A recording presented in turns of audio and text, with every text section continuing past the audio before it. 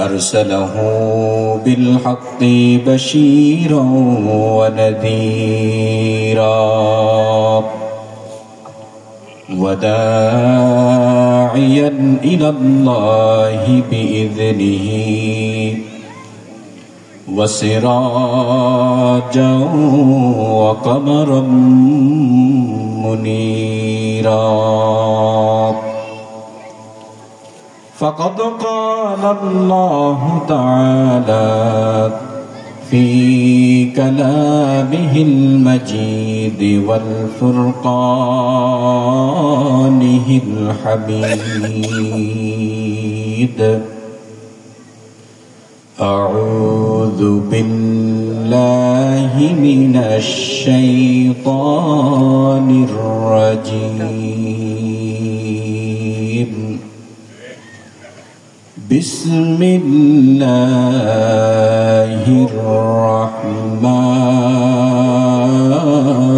الرحيم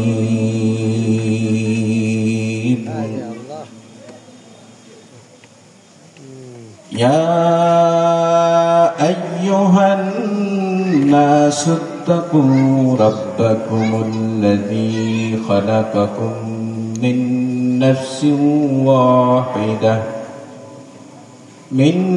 نفس واحدة وخلق منها زوجها وبث منهما رجالا كثيرا ونساء واتقوا الله الذي تساءلون به والأرحام إن الله كان عليكم رقيبا صدق الله العظيم নতুন বাজার বাইতুল মামুর জামে মসজিদের উদ্যোগে আয়োজিত বার্ষিক ওয়াজ মাহফিলের সম্মানিত সুযোগ্য সভাপতি, আমাদের সকলের শ্রদ্ধাভাজন প্রিয় ব্যক্তিত্ব, অত্র মসজিদের সম্মানিত ইমাম সাহেব হাফেজ মাওলানা মোহাম্মদ তাকসিরুল ইসলাম হামিম, উপস্থিত থাকার কথা রয়েছে আজকের অনুষ্ঠানের সম্মানিত প্রধান অতিথি জনাব আলহাজ মাওলানা ওমর ফারুক বিন নুরি খুলনা। মঞ্চে উপবিষ্ট আছেন অত্র এলাকার স্বনামধন্য প্রাক্তন শিক্ষক জনাব মাওলানা মতিউর রহমান, উপস্থিত আছেন হাফেজ মাওলানা রিয়াজুল ইসলাম সহ আমার সামনে উপবিষ্ট আছেন অত্র এলাকার ইসলাম প্রিয় শ্রোতা মণ্ডলী। পর্দার আড়ালে অবস্থান করছেন সম্মানিতা মা এবং বোনেরা এবং রব্বুল আলামিনের লক্ষ কোটি ফেরেশতা যারা এই ময়দানকে ঘিরে রেখেছেন রহমত দিয়ে। সকলকে আবারও আন্তরিক ভক্তিপূর্ণ ভালোবাসা উজাড় করা সালাম, আসসালামু আলাইকুম ওয়া রাহমাতুল্লাহি তাআলা ওয়া বারাকাতুহু।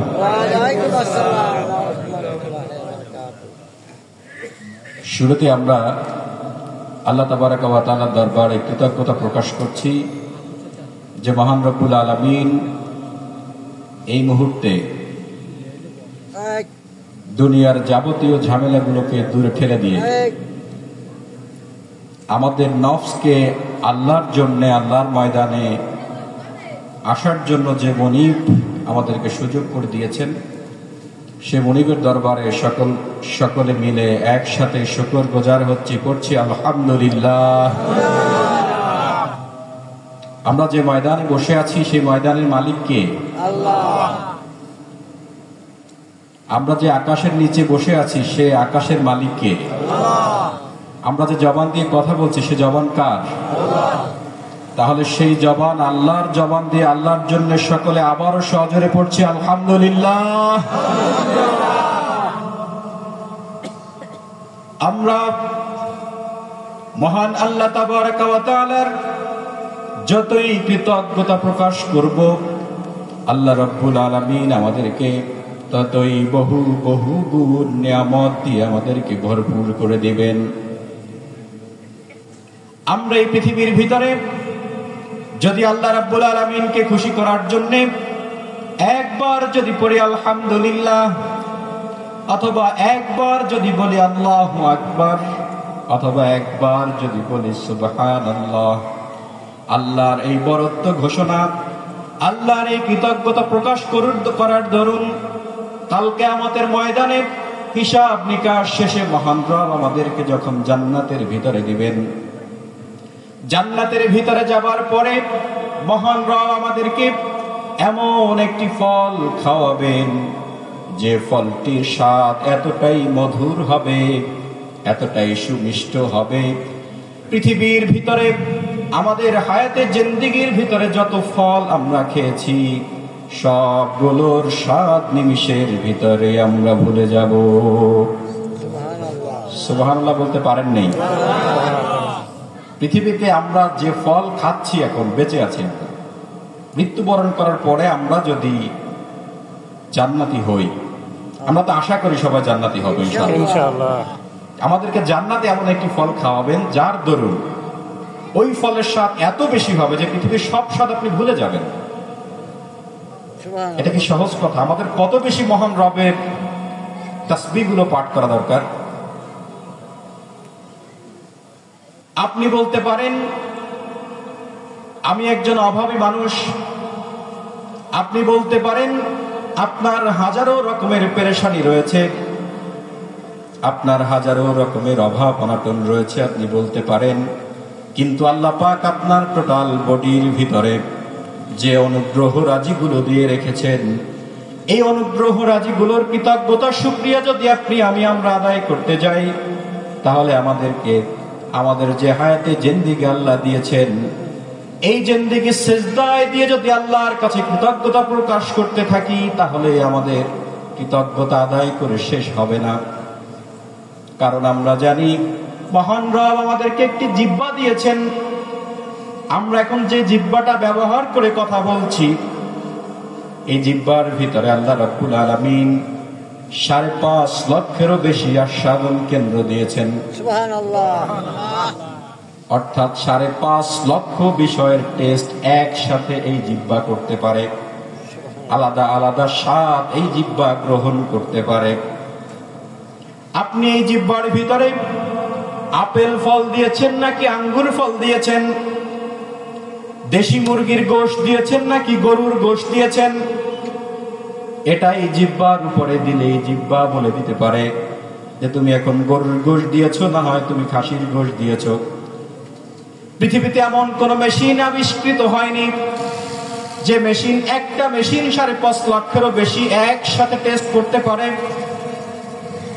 আল্লাহ পাক আমাদেরকে জিহ্বাটা দিয়েছেন, এই জিহ্বার শুকরিয়া যদি আপনি আদায় করেন, কত বছর আদায় করা লাগবে? আল্লাহ বলছেন সূরা রহমানের ভিতরে, ফাবিআইয়ি আলাই রাব্বিকুমা তুকাযযিবান, তুমি তোমার রবের কোন কোন অনুগ্রহে অস্বীকার করবে?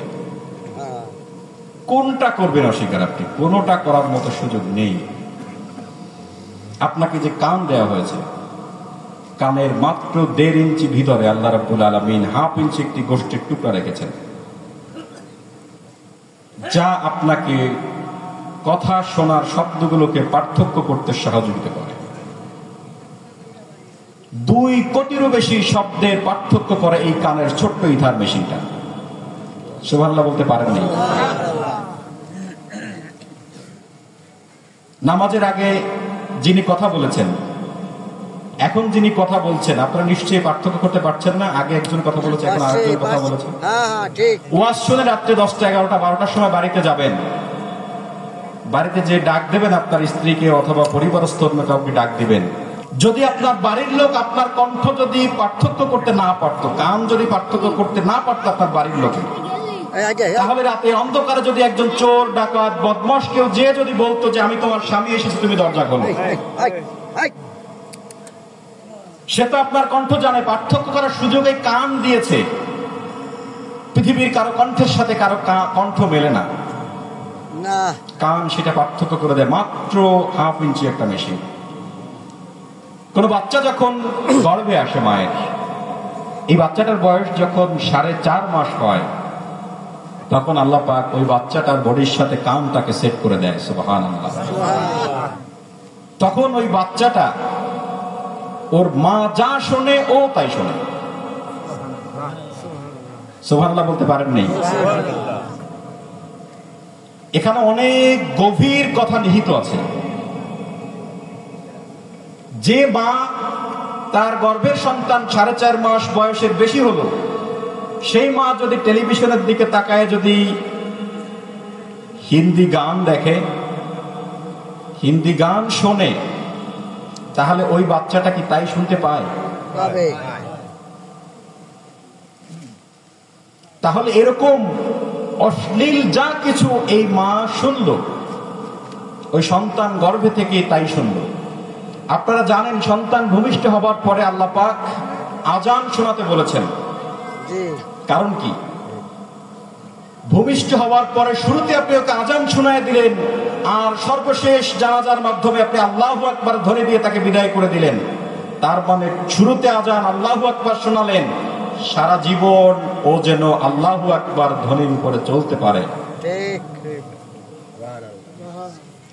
এই মায়ের গর্ভে থেকে যখন ওই বাচ্চাটা শুনলো অশ্লীল কোনো কিছু, তাহলে সে অশ্লীলতার দিকে ধাবিত হবে। আর যদি এই মা গর্ভে সন্তান থাকাকালীন অবস্থায় কোরআন তেলাওয়াত করে, তাহলে ওই সন্তানও কোরআন তেলাওয়াত শুনবে। তাহলে এই সন্তান ভূমিষ্ঠ হলে হয় বাইজিদ বোস্তামি হবে, না হয় খানজাহান আলী রহমাতুল্লাহ আলাইহি হবে, না হয় ওমর ইবনুল খাত্তাব রাদিয়াল্লাহু তাআলা আনহুর উত্তরসূরি হবে। যারা আছেন উপস্থিত, মাইকের আওয়াজ যারা শুনছেন, মা বোনরা যারা আছেন, আমি তাদেরকে বলবো, আপনি কোন একটা সময় চান আপনার সন্তান যেন ভালো হয়, সন্তানের বয়স যখন নষ্ট হওয়ার বয়স সর্বশেষ পর্যন্ত পৌঁছায় যায়, তখন আর ফিরায় আনা সম্ভব হয় না। আপনি শুরু থেকে চেষ্টা করেন, গর্ভে আসা থেকে আপনি চেষ্টা করেন, দেখবেন আপনার এই সন্তান আল্লাহ পাক একজন ভালো মানুষে পরিণত করবেন। আল্লাহ রাব্বুল আলামিন আমাদেরকে দুটো চক্ষু দিয়েছেন। রব বলেছেন, আলাম নাজআল লাহু আইনাইন ওয়া লিসানান ওয়া শাফাতাইন, আমি কি তোমাদেরকে দুটো চক্ষু দেইনি?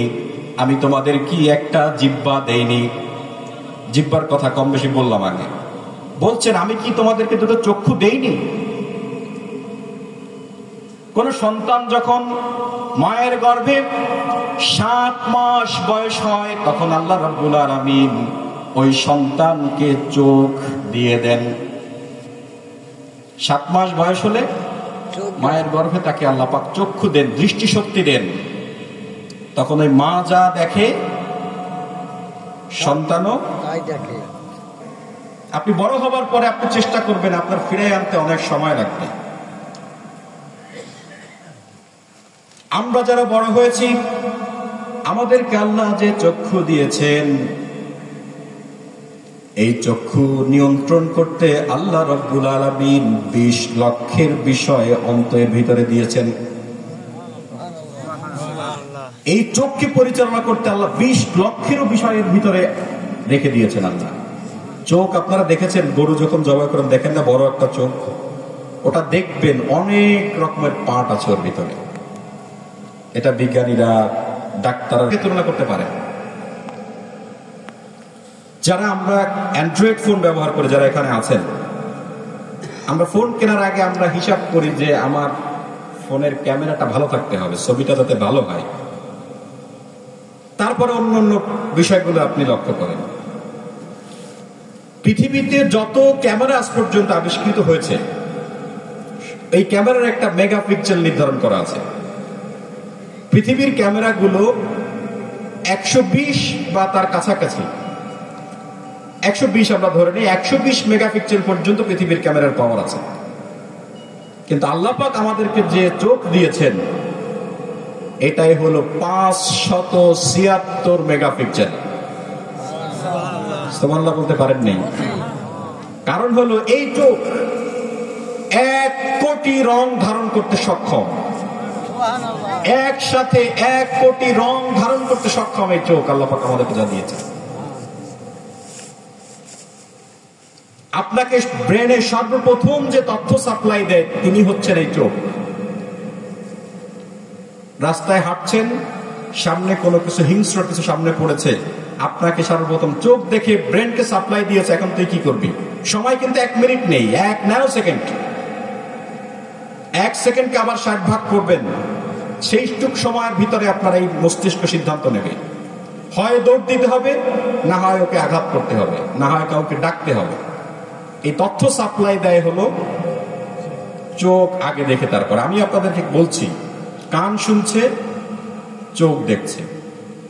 আপনারা কি এখন সুবহানাল্লাহ বলা উচিত নাকি আলহামদুলিল্লাহ বলা উচিত? সেটা আপনাকে চোখ বলে দিচ্ছে, মস্তিষ্কে সাপ্লাই দিচ্ছে। তারপরে মস্তিষ্ক সব সিদ্ধান্তগুলো নেয়। মস্তিষ্কের বিষয়ে আমরা মনে হয় আগেও কম বেশি কথা বলেছি। মস্তিষ্কের ওজন 100 কেজির মতো, এবং এখানে 12 লক্ষের বেশি সেল আছে, কোঠা আছে, আলাদা আলাদা ঘর আছে মস্তিষ্কের ভিতরে। এই 12 লক্ষ সেলের কাজ 12 লক্ষ।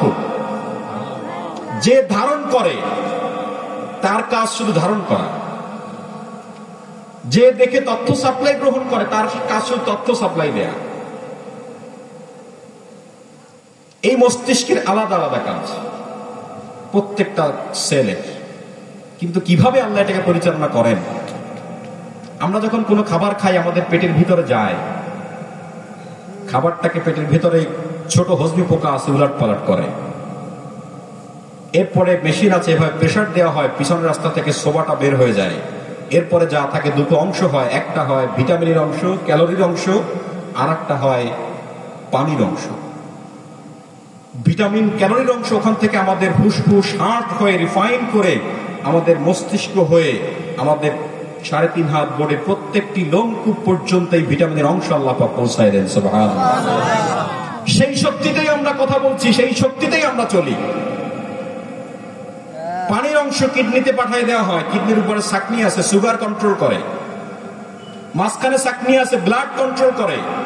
ব্লাড কন্ট্রোল করে পানিটাকে পেশাবের রাস্তা থেকে বের করে দেয়। ব্লাডটাকে আবার ফুসফুস হয়ে রিফাইন হয়ে মস্তিষ্ক হয়ে টোটাল বডি পর্যন্ত রক্ত, তার শিরা, উপশিরার মাধ্যমে আল্লাহ পাক পানি সাপ্লাই দিয়ে থাকেন। সুবহানাল্লাহ। মানুষের বডির ভিতরে যে তার শিরা উপশিরা আছে, এত পরিমাণে আছে, যা দিয়ে টোটাল পৃথিবী যদি আপনি লাইটিং করতে চান সম্ভব। একজন মানুষের শরীরে আল্লাহ পাক যত শিরা উপশিরা দিয়েছেন, এই তার দিয়ে পৃথিবী লাইটিং করা সম্ভব।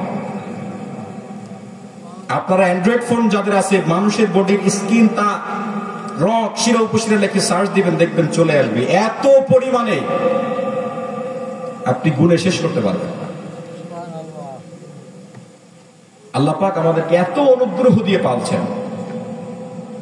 আপনি দেখেন, বডির কথা বাদ দিলাম, সূর্য, পৃথিবীতে শক্তির উৎস বলা হয় সূর্যকে। সকল শক্তির উৎস বলা হয় সূর্যকে। কিভাবে? আপনি যা দেখেন সবুজ, সব সূর্যের অবদান। আপনি বলবেন সূর্য তো পোড়ায়, জ্বালায়, গরম দেয়, তাহলে ওর কাজ কেন সবুজ? মিলে যায় কথা? কোন একজন মানুষ, মানুষের চেহারার যে লাবণ্য উজ্জ্বলতা, তাও রক্ষা করে সূর্যের মাধ্যমে আল্লাহ পাক। কোন একজন মানুষকে আপনি আবদ্ধ করে রাখেন একটা রুমের ভিতরে বহুদিন, দেখবেন চেহারাটা একটা ফ্যাকাশে দিয়ে গেছে। সূর্যের আলো বাদে পানির ভিতরে আপনি 1-2 ঘন্টা হাতটাকে ঢুকায় রাখেন, দেখবেন বেশ কয়েকটা হাত সাদা হয়ে গেছে, ওর উজ্জ্বলতা, লাবণ্য নেই। এই সূর্যকে আল্লাহ পাক জ্বালায় রাখতে কি পরিমাণ গ্যাস খরচ করে জানেন? এই সূর্যকে মাত্র 1 সেকেন্ড জ্বালায় রাখতে 30 কোটি টন হাইড্রোজেন গ্যাসের প্রয়োজন হয়। সুবহানাল্লাহ, জোরে বলতে পারেন নেই? কত টন? 30 কোটি টন। 30 কোটি টন হাইড্রোজেন গ্যাসের প্রয়োজন হয় সূর্যকে 1 সেকেন্ড জ্বালায় রাখতে। 1 সেকেন্ড। সূর্য কি কখনো নিভে যায় আপনারা জানেন? এখন কি সূর্য নিভে আছে? সূর্য কিন্তু নিভে নেই, অন্য কোনো দেশকে আলো দিচ্ছে এখন। সূর্য এইভাবে পিছন পাশে অন্ধকার, এ পাশে সামনের দিকে আলো দেয়, ঘুরে যায়, পিছন পাশে অন্ধকার হয়, রাত হয়, এ পাশে আলো থাকে। তার মানে প্রতিনিয়তই সূর্যকে জ্বালায় রাখা হচ্ছে। তাহলে 1 মিনিটে কত লাগে, 1 সেকেন্ডে যদি এত লাগে, তাহলে 1 ঘন্টায় কত লাগে, 1 দিনে কত লাগে, 1 বছরে কত লাগে। বিজ্ঞানীরা চিন্তা করলো, এই গ্যাস যদি শেষ হয়ে যায় পৃথিবী তো অন্ধকার হয়ে যাবে। পৃথিবীর কি অবস্থা? ওরা তো বসে থাকে না। আমাদের মাথার চিন্তা থাকে যে কে গোল টুপি পরছে, কে লম্বা টুপি পরছে, কে লম্বা জামা পরছে, কে ফাড়া জামা পরছে, এটা আমাদের লক্ষ্য থাকে। কিন্তু ইহুদি খ্রিস্টান যারা, ওরা এই কোরআন নিয়ে প্রতিনিয়ত গবেষণা করে, এখান থেকে ওরা তথ্যগুলো বের করে নেয়, সেই তথ্যগুলোই ওরা পৃথিবীর মানুষের কাছে সাপ্লাই দেয়। ওরা সূর্য নিয়ে গবেষণা শুরু করলো, ওরা গবেষণা করে পেল আরো যদি 500 কোটি বছর এই সূর্য আলো দেয়, তারপরেও এই সূর্যের চতুর্পাশে আল্লাহ পাক যত হাইড্রোজেন গ্যাস মজুদ করে রেখেছে তা শেষ হবে না। সুবহানাল্লাহ, এবারও বলতে পারেন নেই। আরো 500 কোটি বছর যদি সূর্য জ্বলে, তারপরেও এর গ্যাস শেষ হবে না। দেখছেন আল্লাহ পাক কিভাবে আমাদেরকে প্রতিপালন করছেন। খুব দামি কোনো জিনিস দিয়ে আমাদেরকে সৃষ্টি করেনি। আল্লাহ রাব্বুল আলামিন বলছেন, কাইফা তাকফুরুনা বিল্লাহি ওয়া কুনতুম আমওয়াতান ফাআহইয়াকুম সুম্মা ইউমীতুকুম সুম্মা ইউহয়ীকুম সুম্মা ইলাইহি তুরজাউন। হে মানুষ, তোমরা কিভাবে তোমাদের এই রবকে অস্বীকার করো? পৃথিবীর মানুষগুলো কিভাবে এই রবকে অস্বীকার করে? তারা কি লক্ষ্য করে না সে ছিল মৃত, পৃথিবীতে তার কোনো অস্তিত্ব ছিল না, সেখান থেকে মহান রব তার অস্তিত্ব দিয়েছেন, আবার তাকে মৃত্যুবরণ করতে হবে, সেখান থেকে আবার উঠে আল্লাহ রাব্বুল আলামিনের দরবারে ফিরে যেতে হবে। মানুষের কিছুই ছিল না। আজ থেকে 100 বছর আগে আপনার কি অস্তিত্ব ছিল এই পৃথিবীতে? আজ থেকে 200 বছর আগে আপনার বাবার কি অস্তিত্ব ছিল পৃথিবীতে? কিছুই ছিল না এই পৃথিবীতে, অস্তিত্বের কিছুই ছিল না। আমেরিকা এবং জার্মানির 39 জন চিকিৎসা বিজ্ঞানী, আমেরিকা এবং জার্মানির 39 জন চিকিৎসা বিজ্ঞানী মানুষের ভ্রূণ তত্ত্ব নিয়ে তারা গবেষণা শুরু করলো, কিভাবে মানুষ সৃষ্টি হয়। ওরা গবেষণা করতে করতে ওরা বলল যে এই বাচ্চার জন্মগ্রহণ করার আগে এটা থাকে মায়ের ডিম্বাণুর ভিতরে, ওর অবস্থান থাকে। ওর ভিতরে 39 জনের ভিতরে একজন মুসলিম ডাক্তার ছিলেন। তিনি বললেন যে না, মায়ের ডিম্বাণুর ভিতরে আল্লাহ পাক বাচ্চা রাখেন না, কারণ কোরআনে তো আল্লাহ পাক বলে দিয়েছেন। উনি বললেন যে মাটির নির্যাস হতে আল্লাহ পাক মানুষদেরকে সৃষ্টি করে থাকেন। আমরা জানি না, মিনহা খালাকনাকুম ওয়া ফিহা নুঈদুকুম ওয়া মিনহা নুখরিজুকুম তারাতান উখরা। মাটি থেকে মানুষকে আমি সৃষ্টি করেছি, মাটির ভিতরে আবার যেতে হবে, ওখান থেকে আবার তোমাদেরকে উঠাতে হবে, আল্লাহর কাছে ফিরে যেতে হবে। তো মুসলিম ডাক্তার বললেন মাটির নির্যাস হতে আল্লাহ পাক সৃষ্টি করেছেন, পিতার পুরুষের কীট থেকে আল্লাহ রাব্বুল আলামিন সন্তানদেরকে সৃষ্টি করেন। অমুসলিম ডাক্তাররা বলেন তোমার কথা এভাবে তো আমরা মেনে নিতে পারি। ওরা তো কোরআন বিশ্বাস করে না ওভাবে, ওরা কোরআন থেকে জানে, সেই তথ্যগুলো নিয়ে ওরা তথ্য উপত্য নিয়ে ওরা ওখান থেকে বের করে যে আসলে বিষয়টা কি। ওরা মায়ের ডিম্বাণু নিয়ে গবেষণা শুরু করলো, গবেষণা করে দেখলো আসলে মায়ের ডিম্বাণুর ভিতরে কোনো বাচ্চার অস্তিত্ব থাকে না। এরপরে বললো তাহলে মুসলিম ডাক্তার যেহেতু বলছে, তাহলে এবার পিতার শুক্র কীট, এটা নিয়ে গবেষণা করতে হবে। ওরা গবেষণা করে দেখা গেল যে পিতার পুরুষের শুক্র কীটের ভিতরেই মাটির নির্যাস থেকে তৈরি, অর্থাৎ আমরা যে খাবারগুলো খাই সবগুলোর মূল কোথায়? মাটি। আমাদেরকে আল্লাহ তো মাটি দিয়ে সৃষ্টি করেছেন, আগেই বলেছেন মাটি মানে মাটির একটা দলাই, যে আমরা এরকম না। সামনে বলবো সবাই। তো এই অস্তিত্ব থেকে আল্লাহ পাক আমাদেরকে সৃষ্টি করেছেন। মানুষ একবার মিলনের মাধ্যমে যে কীটগুলো নির্গত করে তার সংখ্যা হয় 2 কোটির বেশি। ডক্টর লেভেনহুক বলেছেন পুরুষ মিলনের মাধ্যমে যে কীটগুলো নির্গত করে তা যদি আলাদা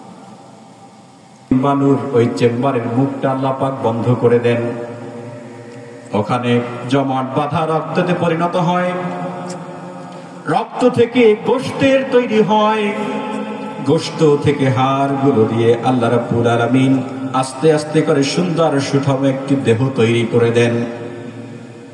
মায়ের গর্ভে যেখানে বাচ্চা থাকে ওই থলিটার সাইজ লম্বা হলো মাত্র 10 ইঞ্চি। 10 ইঞ্চি জায়গার ভিতরে মায়ের গর্ভে একটা বাচ্চা আপনি ছিলেন, আমরা ছিলাম। কিন্তু আল্লাহ রাব্বুল আলামিন এই 10 ইঞ্চি জায়গাটাকে এতটাই সুরক্ষিত রেখেছেন যে পৃথিবীর কোন জার্ম, পৃথিবীর কোন ভাইরাস যেন ওখানে ওই সন্তানটাকে আক্রান্ত করতে না পারে।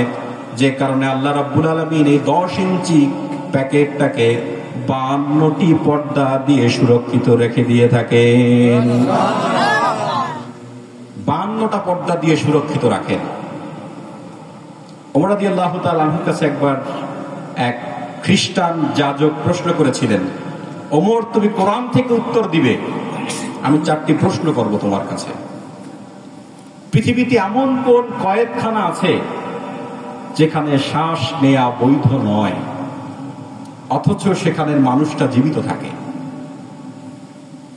দ্বিতীয় প্রশ্ন ছিল পৃথিবীতে এমন কোন জায়গা আছে যেখানে সূর্যের আলো একবারই পড়েছিল, কিয়ামত পর্যন্ত আর কোনোদিন পড়বে না? পৃথিবীতে এমন কোন সমাধি আছে যে সমাধি জীবিত, সমাধির ভিতরে যাকে সমাহিত সেও জীবিত? এই সমাহিত ব্যক্তিকে নিয়ে এই সমাধি এক জায়গা থেকে অন্য জায়গায় স্থানান্তরিত হয়। আরেকটি হলো 2 জন ব্যক্তি একসাথে জন্মগ্রহণ করেছে আর একসাথে মৃত্যুবরণ করেছে, কিন্তু একজন আরেকজনের থেকে 100 বছরের বড়। এই 4টি প্রশ্ন করেছিল, ওমরকে বলেছিল তুমি কোরআন থেকে উত্তর দিবে, কোরআনের বাইরে কোনো উত্তর গ্রহণযোগ্য নয়। আমি আগেই বলেছি আমরা কোরআনকে নিয়ে যতটা রিসার্চ করি তার থেকে ইহুদি খ্রিস্টান বিজ্ঞানীরা এর থেকে বেশি রিসার্চ করে। আমরা শুধু কেউ মারা গেলে এই কোরআনকে খতম করার জন্য ব্যস্ত হই। একজন মৃত্যু ব্যক্তির জন্য এই কোরআন কতটুকু দরকার? মরে যাবার পরে ওর দরকার ছিল তো জীবিত থাকতে ওর 3.5 হাত বডিতে ফিট করার দরকার ছিল। আমাদের 3.5 হাত বডিতে এটাকে ফিট করা দরকার, আমাদের ব্যক্তি জীবনে ফিট করা দরকার, আমাদের সামাজিক জীবনে ফিট করা দরকার, আমাদের চাকরি জীবনে এটাকে ফিট করা দরকার, আমাদের জীবনের প্রত্যেকটি জায়গায় এই কোরআনকে বসানো দরকার। এটাই হলো মানদণ্ড। ওয়ানাজ্জালনা আলাইকাল কিতাবা তিবয়ানাল লিকুল্লি শাই। মানুষ পৃথিবীতে চলতে যা কিছু প্রয়োজন হয় সব আল্লাহ পাক কোরআনের ভিতরে খুলে খুলে বর্ণনা করে দিয়েছেন। সুবহানাল্লাহ। আল্লাহ তো বলে দিয়েছেন কুল্লাউ কানাল বাহরু মিদাদান লিকালিমাতি রাব্বি লানাফিদাল বাহরু ক্বাবলা আন তানফাদা কালিমাতু রাব্বি ক্বাবলা আন তানফাদা কালিমাতু রাব্বি ওয়ালাউ জিনা বিমিসলিহি মাদাদা। বলুন আমার পালনকর্তার কথা লেখার জন্য যদি সমুদ্রের পানি কালি হয় তবে আমার পালনকর্তার কথায় কোরআনের কথা লিখে শেষ করার আগেই সে সমুদ্র নিঃশেষিত হয়ে যাবে, অনুরূপ আরো সমুদ্র এনে দিলেও। তখন ওমর রাদিয়াল্লাহু তাআলা আনহু বললেন যে পৃথিবীর সেই কয়েকখানা হলো মায়ের গর্ভ, যেখানে সন্তান থাকে। মায়ের গর্ভে যে সন্তান থাকে তারা কি নিঃশ্বাস নেয়? নিঃশ্বাসের প্রয়োজন হয় না গর্ভে থাকাকালীন অবস্থায়, বের হবার পরেই তার নিঃশ্বাস নেওয়ার প্রয়োজন হয়। আর পৃথিবীতে যে এক জায়গায় সূর্যের আলো একবারই পড়েছে আর কোনোদিন পড়বে না, সেটা হলো মূসা আলাইহিস সালামকে যখন ধাওয়া করেছিল ফেরাউন, যে নদীর ভিতর রাস্তা হয়েছিল সেই রাস্তাটার উপরে যে রোদের আলো পড়েছিল ওই দিন, সূর্যের আলো, ওই জায়গা তো আর কোনোদিন রাস্তা হবে না, ওখানে তো পানি, ওখানে আর সূর্যের আলো পড়া সম্ভব নয়। সবটার দলিল আছে পর্যায়ক্রমে, ওটা বলার সুযোগ এখন নেই। আর হলো যে সমাধিও জীবিত, সমাধির ভিতরের মানুষও জীবিত, সেটা হলো যে নবী মাছের পেটে ছিলেন, ইউনূস নবী। মাছের পেটে গেলে আর কেউ জীবিত থাকতে পারে না, আল্লাহ রেখেছেন। ওই সমাধি মাছটাও জীবিত, ভিতরে যে ছিল সেও জীবিত, এবং তাকে নিয়ে এক জায়গা থেকে আরেক জায়গায় দৌড়ে বেরিয়েছে। আর দুইজন ব্যক্তি একসাথে জন্মগ্রহণ করেছেন, ওজায়ের এবং ওজায়েজ আলাইহিস সালাম, দুইজন ব্যক্তি একসাথে জন্মগ্রহণ করেছে। একজন ব্যক্তি মৃত্যুবরণ করলে তার মৃত্যুটাকে আল্লাহ পাক স্থগিত করে রেখেছিলেন। ওই অবস্থায় তাকে স্থগিত করে রেখে পরবর্তীতে আবার ওনাকে জীবিত করেন আল্লাহ পাক, সেই পরে আবার একসাথে মৃত্যুবরণ করে।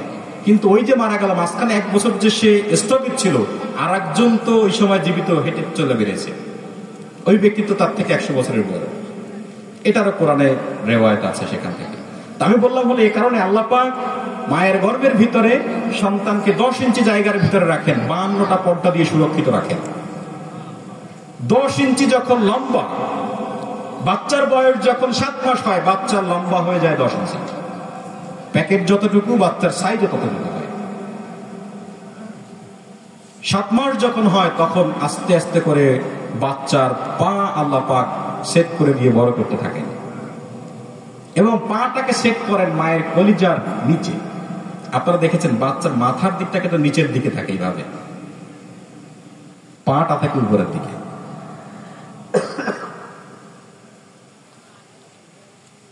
তো আল্লাহ রাব্বুল আলামিন এই বাচ্চাকে ওখানে আস্তে আস্তে করে 1 ইঞ্চি 2 ইঞ্চি করে বড় করতে থাকেন।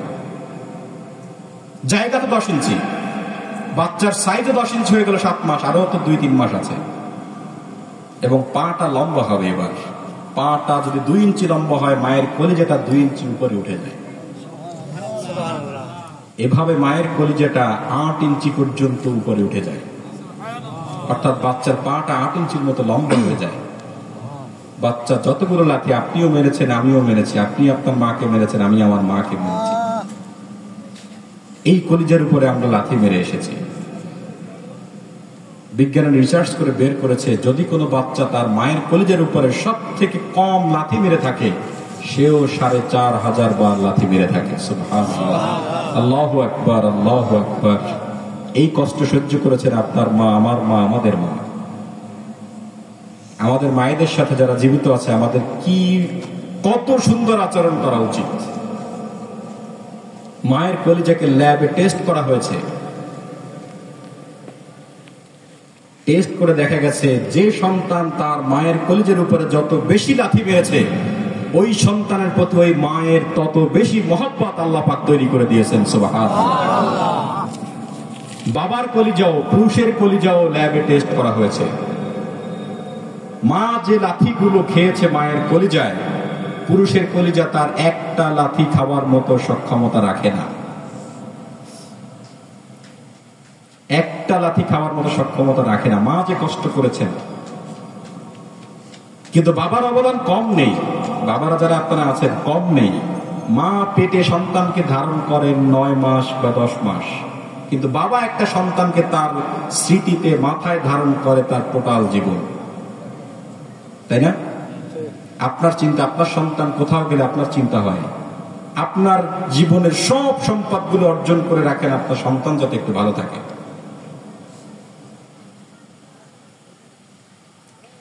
মায়ের গর্ভের ভিতরে প্রত্যেকটি সন্তান মাকে এই 450 লাথির বাইরেও সব থেকে জোরে আরো 3টা লাথি দিয়ে থাকে। প্রথম যে লাথিটা দেয় সন্তান যখন ভূমিষ্ঠ হবার মতো সময় হয়, প্রথম যে লাথিটা দেয় সেই লাথিটায় ওই যে 52টা পর্দা দিয়ে আল্লাহ পাক সুরক্ষিত রেখেছিলেন, এক লাথিতে 52টি পর্দা ছেড়ে যায়। বাচ্চা ভূমিষ্ঠ হবে। এরপরে দ্বিতীয় যে লাথিটা দেয়, সেই লাথিটায় মায়ের জরায়ুর 3টি পর্দা ছিঁড়ে যায়, রক্তাক্ত হয়ে যায়। ডাক্তাররা বলেছেন প্রায় 1.25 কেজির মতো রক্ত বের হয় তখন। আল্লাহু আকবার। একটা মানুষের শরীর থেকে 1.25 কেজি রক্ত বের হওয়া সহজ মনে করেন? এই কষ্টের বিনিময়ে তো আমাদেরকে পৃথিবীর মুখ দেখিয়েছেন, তাই না? এই মায়েদের সাথে আমাদের কত সুন্দর আচরণ হওয়া উচিত, আমরা করতে পারি না। আল্লাহ আমাদেরকে মাফ করুক। যাদের পিতামাতা পৃথিবী থেকে চলে গেছেন তাদের জন্য আমাদের সর্ব অবস্থায় দোয়া করা উচিত, তাই না?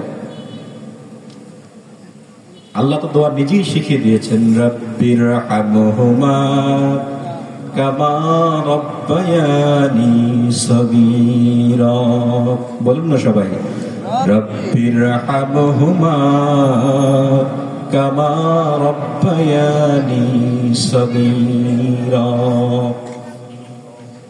তৃতীয় যে লাঠিটা আমরা মেরে এসেছি, তৃতীয় লাঠিটা হয় সব থেকে জোরে লাঠি, অর্থাৎ পৃথিবীতে ভূমিষ্ঠ হওয়ার সর্বশেষ যে লাঠিটা, এই লাঠিটা দিলে পৃথিবীতে সন্তান ভূমিষ্ঠ হয়। তখন মায়ের কলিজার ভিতরে মৃদু ফেটে যায়, কলিজা ফেটে চিড়ে যায়। আমরা যেমন ফেটে গেলে চিড়ে রক্তাক্ত হয়, এরকম না, ভিতরে ফেটে যায়। বাচ্চা ভূমিষ্ঠ হয়। ভূমিষ্ঠ হওয়ার বাচ্চা দেখবেন 15 সেকেন্ড থেকে 2 মিনিটের ভিতরে বাচ্চা কান্না করা শুরু করে দেয়। প্রথম যে আওয়াজটা করে বাচ্চা, সে আওয়াজটা হয় উম্মা, এরকম একটা আওয়াজ। এই আওয়াজটাকেও ধরে, এই আওয়াজটাকেও টেস্ট করা হয়েছে।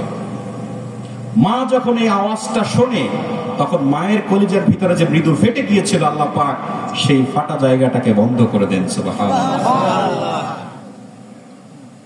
আর পৃথিবীতে থাকার পরে এই সন্তানরা যখন আস্তে আস্তে বড় হয়, মায়ের থেকে যখন সন্তান দূরে চলে যায়, যত দূরে যায় মায়ের এই কলিজার সেই ফাটা জায়গাটা আরো ফাঁক হতে থাকে। আবার যখন সন্তান কাছে চলে আসে, ফাটা জায়গাটা বুঝে যায়। বাড়িতে গিয়ে আপনাদের সন্তানের মায়ের কাছে জিজ্ঞেস করে শুনবেন। আপনারাও দেখে থাকেন যে মা আর সন্তান দুই জায়গায় থাকলে মায়ের কলিজাটা আলাদা রকমের একটা অশান্তি বিরাজ করে। তার কারণ হচ্ছে এই, আল্লাহ রাব্বুল আলামিন বলছেন, অকাযা রাব্বুকা আল্লা তা'বুদু ইল্লা ইয়্যাহু ওয়া বিল ওয়ালিদাইনি ইহসানা ইম্মা ইয়াবলুগান্না ইনদাকাল কিবারা আহাদুহুমা আও কিলাহুমা فلا تقل لهما أف ولا تنهرهما وقل لهما قولا كريما। আল্লাহ পাক তার রবের সাথে নাফরমানি করতে নিষেধ করেছেন এবং বলেছেন, ইল্লা ইয়াহু ওয়া বিল ওয়ালিদাইনি ইহসানা, তোমাদের পিতামাতাদের সাথে সদাচরণ করবে। ইনদাকাল কিবারা আহাদুহুমা, তাদের যদি একজনকে জীবিত পাও, আও কিলাহুমা ফালা তাকুল লাহুমা উফ, উভয় অথবা একজনকে যদি পাও, তাদেরকে এতটুকু কষ্ট, আল্লাহ পাক এতটুকু কষ্ট দিতেও নিষেধ করেছেন। এরপরে বলেছেন, বারবার বলতে বলেছেন যে পিতামাতা যেন তোমাদের আচরণে উফ শব্দটি না করে। পিতামাতা কিন্তু সন্তানের সামনে কখনো আক্ষেপ প্রকাশ করতে চায় না, আড়ালে গিয়েও যেন কখনো উফ শব্দটি যেন না বলে। এরপরে বলেছেন তার জন্য দোয়া করো, রব্বিরহামহুমা কামা রব্বায়ানি সগীরা, এই কথাটি বলে দিয়েছেন। তার জন্য সর্ব অবস্থায় দোয়া করতে বলা হয়েছে। সময় আরেকটু বেশি ছিল, 9:30 শেষ করতে বলা হয়েছিল, পরে মনে হয় কোনো কারণে সময়ের হেরফের। তো আমি একটি আয়াত তেলাওয়াত করেছি, ইয়া আইয়ুহান নাসু তাকু রাব্বাকুমুল্লাযী খালাকাকুম মিন নাফসিন ওয়াহিদা, হে মানব সকল তোমরা আল্লাহকে ভয় করো। মিন নাফসিন ওয়াহিদা, যিনি একটি মাত্র আত্মা থেকে তোমাদেরকে সৃষ্টি করেছেন। ওয়া খালাকা মিনহা যাওজাহা, সেখান থেকে যিনি তার সহধর্মিণীকে সৃষ্টি করেছেন, অর্থাৎ হাওয়া আলাইহিস সালামকে সৃষ্টি করেছেন। অবাসা মিনহুমা রিজালান কাসীরা ওয়া নিসা, সেখান থেকে আল্লাহ পাক অসংখ্য নারী পুরুষ পৃথিবীময় ছড়িয়ে দিয়েছেন। আত্তাকুল্লাহাল্লাযী তাসাআলুনা বিহি ওয়াল আরহাম, সেই রবকে ভয় করো তোমরা একে অন্যের কাছ থেকে, যার দোহাই দিয়ে তোমরা নিজেদের অধিকার আদায় করে থাকো। ইন্নাল্লাহা কানা আলাইকুম রাকিবা, সেই রবের কাছে তোমাদেরকে ফিরে যেতে হবে। তোমরা যা করছো সব সম্পর্কে আল্লাহ পাক তীক্ষ্ণ দৃষ্টি রাখেন। তাহলে এই আয়াতের ভিতরে শুরুতে আছে মানব সৃষ্টি তত্ত্বের বিষয় বিস্তারিত আলোচনা করা আছে। আল্লাহর কোরআনের আলোচনা করতে গেলে তো দিন ভর রাত ভর করলেও শেষ হয় না। তো এই আয়াতের সামনের দিকে কথা বলার মতো সুযোগ এখন হইল না। তো আমরা মূল যে কথাগুলো বলতে চাইলাম এর ভিতরে 1 নম্বরে নিয়ে আসলাম যে আল্লাহর কৃতজ্ঞতা আমাদেরকে প্রকাশ করতে হবে। কৃতজ্ঞতা মানে সুবহানাল্লাহ বলেন, আলহামদুলিল্লাহ বলেন, এ পর্যন্ত শেষ নয়। আমাদেরকে দিনের ভিতরে 24 ঘন্টাই আল্লাহ যেভাবে বলেছেন সেভাবেই করার নামই হচ্ছে আল্লাহর কৃতজ্ঞতা প্রকাশ করা। আল্লাহ যেভাবে করতে নিষেধ করেছেন সেটা বর্জন করার নামই হচ্ছে আল্লাহর প্রতি কৃতজ্ঞতা প্রকাশ করা। প্রথম নসিহত হলো আমাদের এই, আল্লাহ তো আমাদেরকে সব জায়গায় বিধান দিয়েছেন। আপনি টয়লেটকে নিকৃষ্ট মনে করেন, সেখানে ঢোকার নিয়মটাও আল্লাহ দিয়েছেন। আপনি মসজিদটাকে উৎকৃষ্ট মনে করেন, মসজিদে ঢোকার নিয়মটাও আল্লাহ পাক দিয়েছেন। আপনার ব্যক্তি জীবন সম্পর্কে যেমন আল্লাহ পাক বলেছেন, আপনার রাষ্ট্রীয় আন্তর্জাতিক জীবন সম্পর্কে আল্লাহ পাক সেভাবে বলে দিয়েছেন। আমাদেরকে সে অনুযায়ী জীবন চালাতে হবে। আল্লাহর দেওয়া এই সম্পদগুলো আমরা ভোগ করছি। আর দ্বিতীয় মেসেজটি আমাদের ছিল, আমাদের পিতামাতার ত্যাগের বিনিময়ে, মায়ের ত্যাগের বিনিময়ে পৃথিবীর মুখ দেখা, বাবার ত্যাগের বিনিময়ে আমরা আস্তে আস্তে করে বড় হওয়া, উভয়ের প্রতি আমাদের সর্বোচ্চ সম্মান আমাদেরকে দেখাতে হবে। তাদের প্রতি আমাদের অনুগ্রহ রাজি সর্ব অবস্থায় রাখতে হবে। এবং আরো একটি বিশেষ নসিহত ছিল আমাদের পরবর্তী প্রজন্ম যারা পৃথিবীতে আসবে, অনাগত, গর্ভে থাকাকালীন অবস্থায় আপনাকে সিদ্ধান্ত নিতে হবে, আমি আমার সন্তানকে কি শোনাবো, আমি আমার সন্তানকে কি দেখাবো। কারণ সন্তান তো মায়ের গর্ভের ভিতরে 7 মাস বয়স হলেই শুনতে শুরু করে, 4.5 মাস বয়স হলেই দেখতে শুরু করে। তাহলে সেইখান থেকে আমাদের সন্তানকে গড়তে শুরু করব। কারণ আমরা হয়তো কেউ পথভ্রষ্ট হয়েছি, ভুল পথে গেছি, কিন্তু আমাদের সন্তানেরা যেন ভুল পথে না যায়। আল্লাহ পাক আমাদের সকলকে তৌফিক দান করুক। যে কথাগুলো বলা হলো ভুল ভ্রান্তি মানুষেরই হয়, যদি ভুল ভ্রান্তি হয়ে থাকে আল্লাহ পাক মাফ করুক। আর যে কথাগুলো আমাদের জন্য আমল করার মতো কল্যাণকর, আল্লাহ পাক সে কাজগুলোকে আমল করার মতো তৌফিক দান করুক। আমিন। আসসালামু আলাইকুম ওয়া রাহমাতুল্লাহি তাআলা ওয়া বারাকাতুহু।